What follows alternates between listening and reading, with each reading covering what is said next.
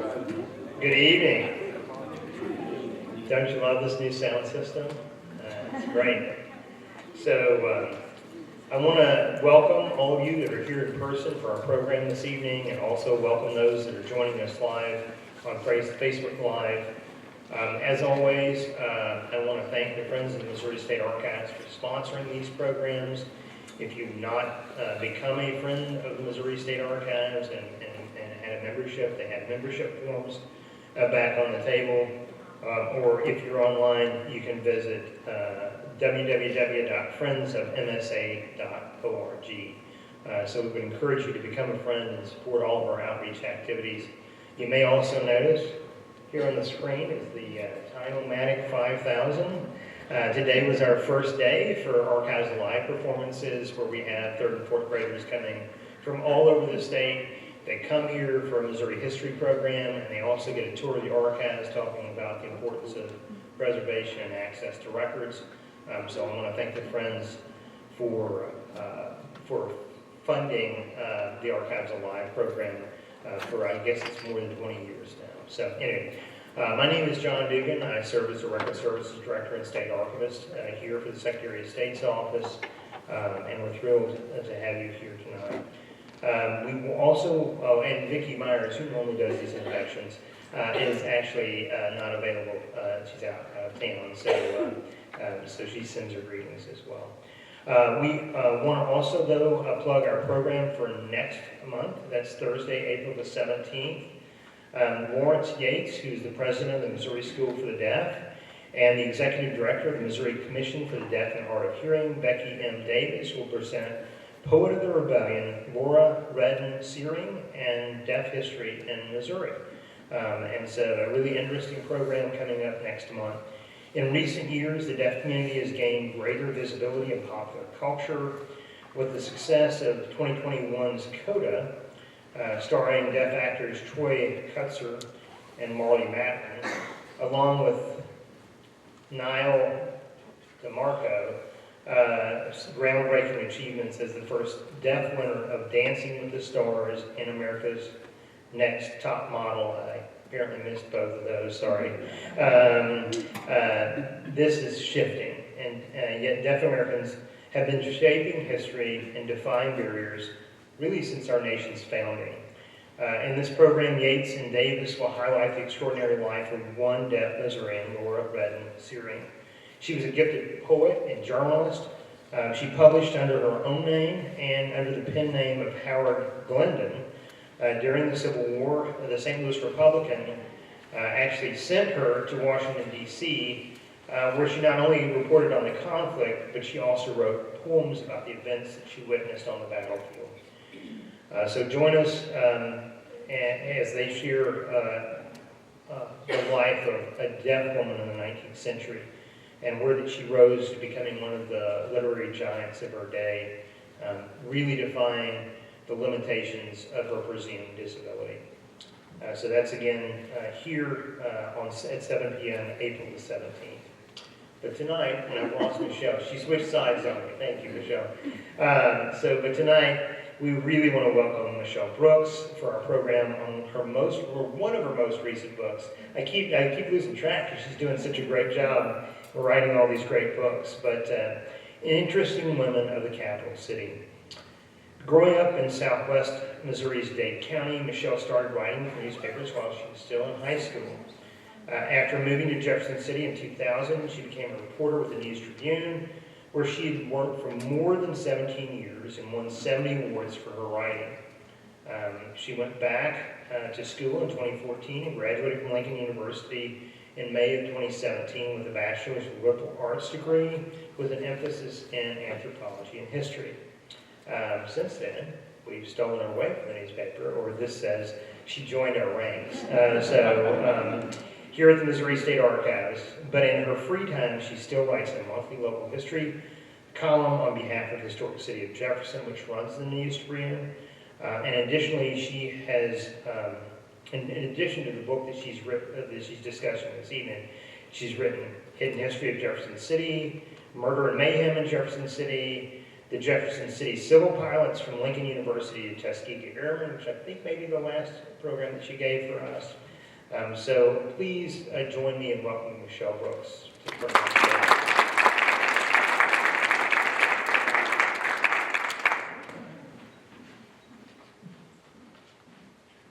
Thank you, John. This is kind of fun because he's my boss's boss, so this is a little different. Am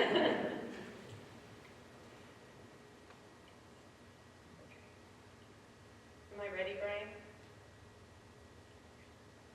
Oh, there it is. Okay. Well, I am very grateful for tonight to be able to discuss these stories with you. I really enjoy telling the lesser-known stories about our history. I feel like it brings a broader appreciation for the events and the people and the places that we already know about the history when we can talk about people we didn't know about who were living in that same time, in that same place, and what their experiences were like. So that's kind of where this story comes from. When I was working at the newspaper, I would always have a list of stories that I wanted to get to. I would be doing the assignment for this, but there would always be something else, and it was often a person. I love biographies. So I would just have this running list of people or other stories that I wanted to write eventually. And I came to the archive before I got a chance to do all of those stories that I wanted to do. And so that's kind of the origin of this. I found 10 of those ladies on that list that I just thought they were really interesting and wanted to find out more about them. And so hopefully you will enjoy also finding out more about them. My son said when he read this book that he could tell right away which one my favorite was by the way it was written. So let's see if you guys can figure that out by the presentation tonight. All right. So Estella Diggs was born to former slaves. Her father served in the 68th U.S. Colored Troops, and her mother fled slavery in Boone County at the age of 16. Her mother was one of the founders of Second Baptist Church, where at age 13, Estella became a Sunday school teacher and the church organist. By age 14, she was holding leadership positions and became an advocate for missions. She represented her church at national and international conventions throughout her life. She advocated for African American rights and for Lincoln University at the General Assembly with her husband, Duke Diggs. In 1944, she became the first African American woman to represent the 2nd Congressional District Republicans as a presidential elector to the National Convention. In 1945, she was chairman of the Missouri Baptist Convention's Interracial Relations Committee and continued to be a statewide speaker at interracial institutes. In 1949, she was an original member of the city's first ever Racial Relations Committee. When the City Commission on Human Relations was created in 1952, Diggs continued as a member. She was instrumental in the creation and operation of the Jefferson City Community Center. She had been a founding member of the Modern Priscilla Art and Charity Club in 1906. The club was later renamed in her honor. In 1925, the Modern Priscillas were among the original 9 organizations supported by the Community Chest, which was the forerunner of the United Way. During the Depression, the Modern Priscillas provided food and assistance from a small building at 608 Dunklin Street. Then they began serving hot lunches to school children. In 1935, the Jefferson City Community Center Association was born. The purpose was to serve the Negro citizens of Jefferson City in the matter of welfare, reconstruction, education, charity, recreation, social life, and other matters conducive to good citizenship. The first step for the community center was a partnership with the local Lions Club to create a chaperoned neighborhood park. Then a second building on Dunklin Street allowed them to expand their social services and offer a day nursery for children of working mothers. The historic community center building, which still stands on Dunklin Street, was built in 1942. Mrs. Diggs continued to serve the Community Center Association as the recording secretary for decades. Estella Diggs is one of the busiest of our first citizens in Jefferson City. She is always in the front rank of every progressive venture and project established fundamentally for the greatest good to the largest number. That was a quote from the 1945 Lincoln Clarion.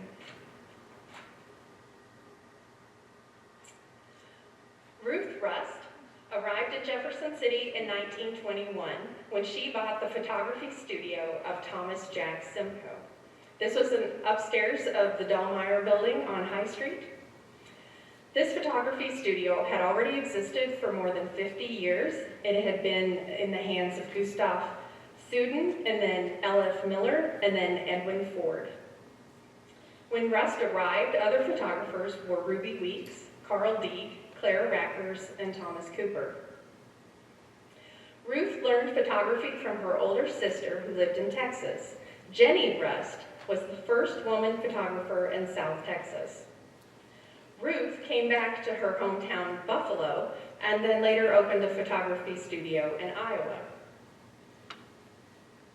Her quality drew a booming business of state officials, candidates, and visitors, but her primary focus was on children.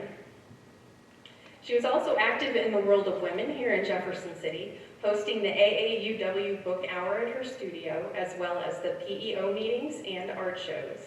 She also wrote a weekly book review for the local newspaper to promote her circulating library in the front of her studio.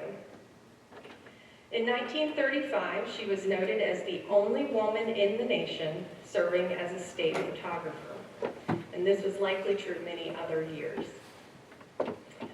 Her name may be seen in the Capitol's hallways today on many of the composites from 100 years ago.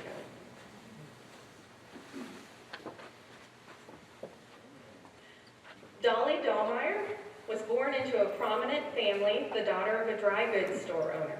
So she was involved in society, clubs, and parties. She grew up in the 14-room Maple Terrace, where the Missouri River Regional Library is today, built by Judge Robert Wells, who designed the Missouri State Seal. Her father, Rudolph, encouraged her to find her own voice, even when that turned out to be for the Republican Party, even though he was a Democrat. In 1900, she won the Illustrated Sketchbooks Prize essay for reasons why Jefferson City should provide for maintenance of the library with which Mr. Carnegie proposes to endow the city. She then studied at National Park Seminary in Washington, D.C., after graduating from Jefferson City High School in 1903. She was a charter member of the Art Club of Jefferson City and served as president for 9 years. She was also a longtime member of the Music Club, of which her mother was president for many years. In 1914, she accompanied her family to Germany to visit her father's homeland. In August of 1914, they were trapped there with a lot of other Americans at the beginning of World War I. She saw firsthand the mobilization of the German army, and eventually, after 2 months of being delayed, they were able to come home by boat from Holland. So, when the U.S. entered World War I, Dolly served as the vice chairman of the Cole County Liberty Loan Committee alongside her father, who was the chairman. Cole County was the first of 110 counties to exceed its goal. The newspaper said, "Few public speakers ever drew as large an audience as did Miss Matilda Dallmeyer.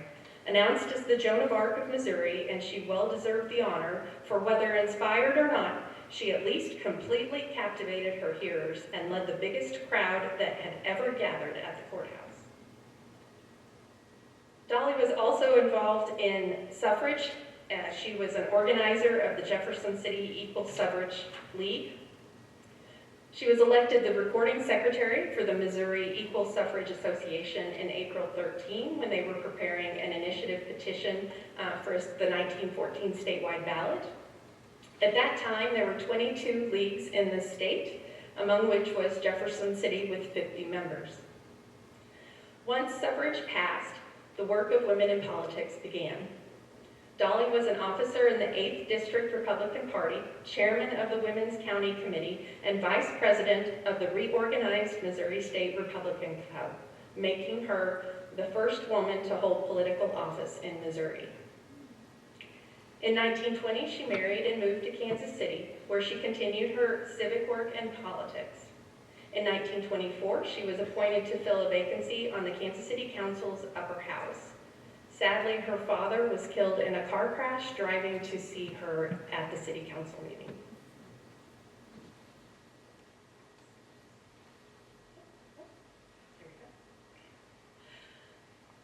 Professor Hazel Tebow challenged segregation as both a student and as a professor. She joined the faculty at Lincoln University in 1937. In 1942, a war bond parade was organized by the local American Legion. It featured Senator Harry Truman and baseball players Mort and Walt Cooper. More than 1,500 people participated in the parade, and nearly 6,000 attended in near-freezing temperatures. However, when the 40-piece marching band and another 200 students of various organizations from Lincoln arrived, they were told that they should go to the end of the parade. So President Sherman Scruggs chose to walk all of the students and all of participating Black members back to campus, and he decided that they were going to have their own parade. So he put Professor Tebow in charge of organizing this alternative. So she organized a Four Freedoms March. The Four Freedoms, speech, religion, from want, and from fear, were drawn from a recent speech made by President Franklin Roosevelt. So November 7th, 1942, students and faculty from Lincoln walked 5 abreast all the way from campus along High Street to the Capitol building. That included the Army Day Queen and her court, the university's marching band, a small corps of U.S. Army soldiers, including President Scruggs, who was one of the very few Black officers from World War I, a banner announcing education, the first line of defense, and many other campus organizations, including the Red Cross, Safety Education, Air Raid Wardens, Home Management, Public Health, Defense Classes, and Auxiliary Policemen. The Greek pledge classes followed a float with the letter V for double victory. That's victory in Europe over tyranny and victory at home over racism. The parade ended at the Capitol, where they sang the Star Spangled Banner and Lincoln, Oh Lincoln. And then they returned to campus, where there was a football game against the soldiers from Fort Sill, Oklahoma. And at halftime, they read the names of all of the Lincolnites who were in the armed services, and then they played taps for Richard Parker, who was the only Lincoln student at the time who had been killed in action. He had been aboard the USS Lexington aircraft carrier in the Battle of the Coral Sea. In 1943, she earned her master's from the University of Chicago. On the Lincoln campus, she continued to organize social welfare events, book reviews, and speaking events. In 1947, she was the first African American to be editor of the Missouri Association of Social Welfare's monthly Building a Better State magazine. In 1948, she was the first African American speaker on the University of Missouri-Columbia campus, allowed only after it was agreed that no African Americans would be in the audience. That same year, she was invited to speak in advance of the arrival of the third-party presidential candidate, Henry Wallace, at the Boone County Courthouse. At the time, she was vice chairman of the Progressive Party's State Central Committee. During her speech, the crowd sang Dixie, and she experienced unexplained microphone trouble. In 1950, she was among the first 10 African Americans admitted to MU. 2 years after President Harry Truman initiated the desegregation of the U.S. military, and 4 years before the U.S. Supreme Court's ruling on the Brown versus the Board of Education. The Post-Dispatch said, "The university was not flung wide its doors, but has opened them only to the extent the law specifies. The court decision now provides that Negro students who are residents of Missouri must be admitted to the University of Missouri when equally good courses are not obtainable at Lincoln, the state's all-Negro university. Responsibility for deciding whether courses are equal lies with the University of Missouri." Professor Tebow could have been discriminated against for her age as well. but the doctoral program rescinded its age prohibition because of her brilliant classwork. In 1959, at the age of 66, she was the first African American to earn a doctorate degree from MU. Professor Tebow had an extensive knowledge of the English language, how to read to understand, how to write to communicate, and how to speak to influence.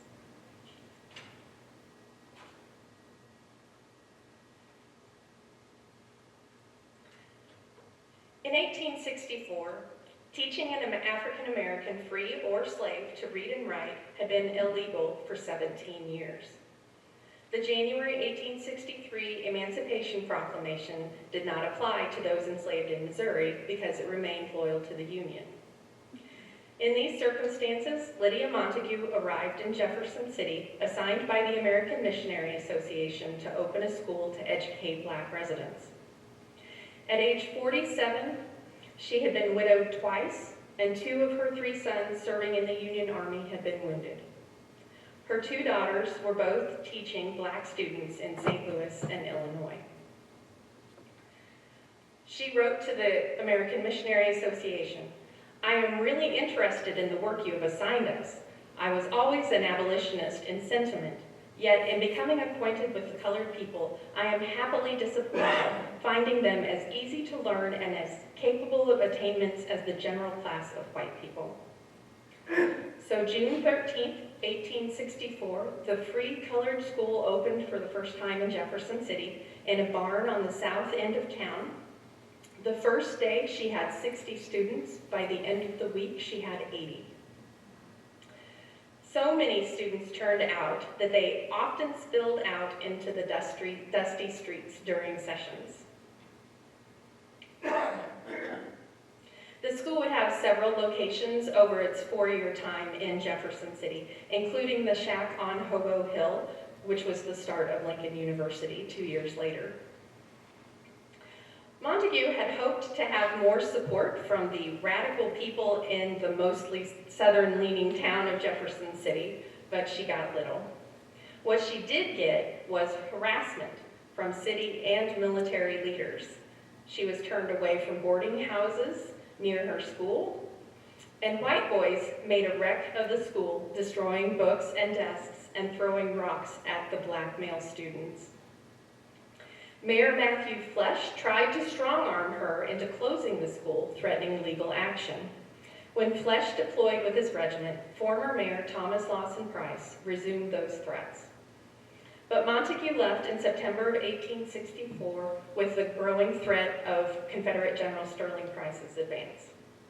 She and her youngest daughter, Diantha, returned in the spring of 1865 and resumed classes at the old First Baptist Church, which Second Baptist Church eventually purchased, after Union soldiers had abused it and used it as a barn during the war. Montague believed her school could be an influence on the state legislature's decisions about Black education. She began night school for adults. She opened a Sabbath school that had more than 100 in average attendance, and she visited her sick children. In May 1866, she met Lieutenant Richard Baxter Foster, who had been sent by the 62nd and 65th U.S. Colored Troops charged with opening what we know today as Lincoln University. Montague School and Lincoln Institute coexisted until 1868. Then Montague returned to St. Louis to help her older daughter, Lydia, and the both of them eventually taught at Sumner High School. This lady, I bet some of you know. One of my favorite stories about Jerena Giffen was told to me by Mark Schreiber, and I didn't see where Henry Ginsky sat down, but we were discussing just a little bit about the Steamboat Lounge. So the story goes that she was dressed for dinner, and it was 1954, so she had her nylons and her heels and probably a nice dress. And she was waiting at the Steamboat Lounge inside the Missouri Hotel, which is today the Baptist Building. And she was waiting on her future husband, Larry Giffen.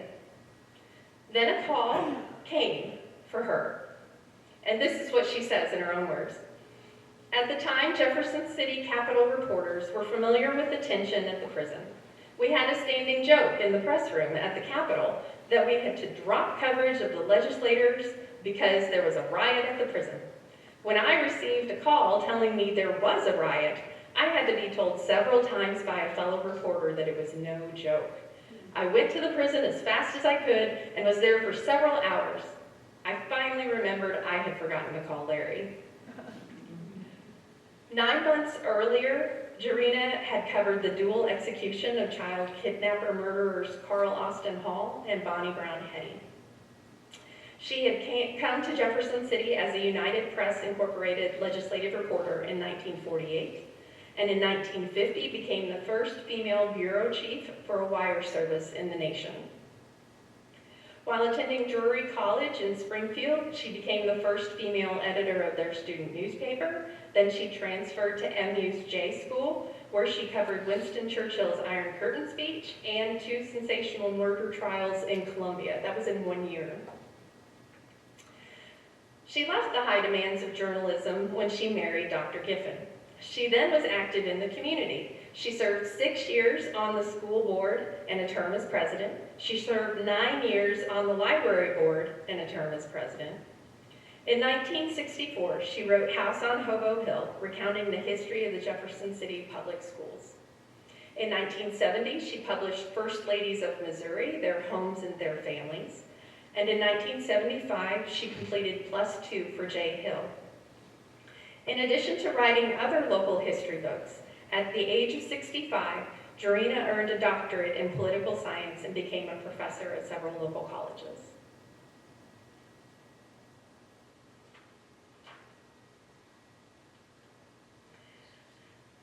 Despite so much tragedy throughout her life, Millie Standish lived with grace and dignity. Eventually, she focused on helping others as matron of the Missouri School for the Blind. Born in Virginia, she traveled to Frontier, Missouri with her family when she was only 5. Her father, Gustavus Parsons, became the county clerk and later state adjutant general. The Parsons family built a beautiful home on an eminence overlooking the Missouri River with spacious grounds, before Water and Jackson streets were cut through. By age 16, she had lost 3 sisters. After being pursued by several men from local prominent families, she married Dr. Duncan Lynn, who left her as a widow by age 20. In 1857, she married Irish immigrant Austin Standish, a civil engineer working with the Missouri Pacific. When the Civil War broke out, her husband chose to fight for the Confederacy with her brother, General Mosby Monroe Parsons. They were at the Battle of Wilson's Creek, where Austin Standish was saved from a minie-ball by his pocket watch. Then Millie's youngest brother, Gustavus Jr., died of exhaustion and exposure on the eve of his 18th birthday, having arrived at Pea Ridge, Arkansas with Perdall's sharpshooters. At home, her brother's house had been taken over by the Union surgeon, and the family grounds were filled with soldiers' tents. In the fall of 1864, the family home became a hospital for wounded rebels after skirmishes with the advancing Confederate Army of Sterling Price. When President Abraham Lincoln was reelected in November 1864, Millie's father asked her to go south and persuade her husband and brother to leave the Confederate Army. Millie had 3 boys under the age of 7. Yet, they left Jefferson City in December 1864 by rail with a pass to Little Rock, Arkansas. Along the way, she encountered Southern and Union loyalists who helped her. They took a steamboat to the White River. They took a wagon into Arkansas, but a wagon wheel got stuck in the road and they were threatened by outlaws when a Southern gentleman on horseback rescued them. He took them to the Bonney plantation. When the Bonney family learned she was from Jefferson City, they were eager for news about their son, who they had not heard from since he left on Sterling Price's raid. So she had to inform the family that Major Bonney was killed in action at the Murrow River and buried on her sister's farm. Finally, she and the boys saw Austin for the first time in more than 3 years.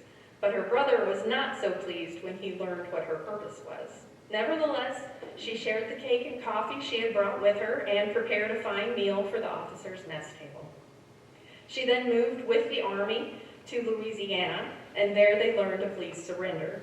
Her brother quickly decided he would leave the country in search of better opportunities. Millie's husband chose to join his brother-in-law instead of returning with his wife and children. She wrote, "In view of the fact that I had not asked any favors, good fortune meeting me at every point was most remarkable. Surely a kind of providence guided me to find friends among strangers to help me through the difficult places." Soon after arriving home in the summer of 1865, Millie learned that her husband and brother had been murdered. They were headed for Brazil and passing through Chino, Mexico. They were killed, robbed, and thrown into the San Juan River by Mexican soldiers disguised as bandits. In 1874, she won a lawsuit against the Mexican government. She was awarded $40,000 in Mexican gold, plus $1,500 annually. All three of her sons died by 1890. All of her siblings died by 1908. She dedicated the remaining decades as matron of Missouri School for the Blind in St. Louis. A report to the General Assembly said, "Her rare executive ability is due to neatness and order observed on every hand. Her gentleness and uniform kindness won the love and respect of all the inmates of the Institute, and her presence in the building is a guarantee that all is well." Thank you for your time.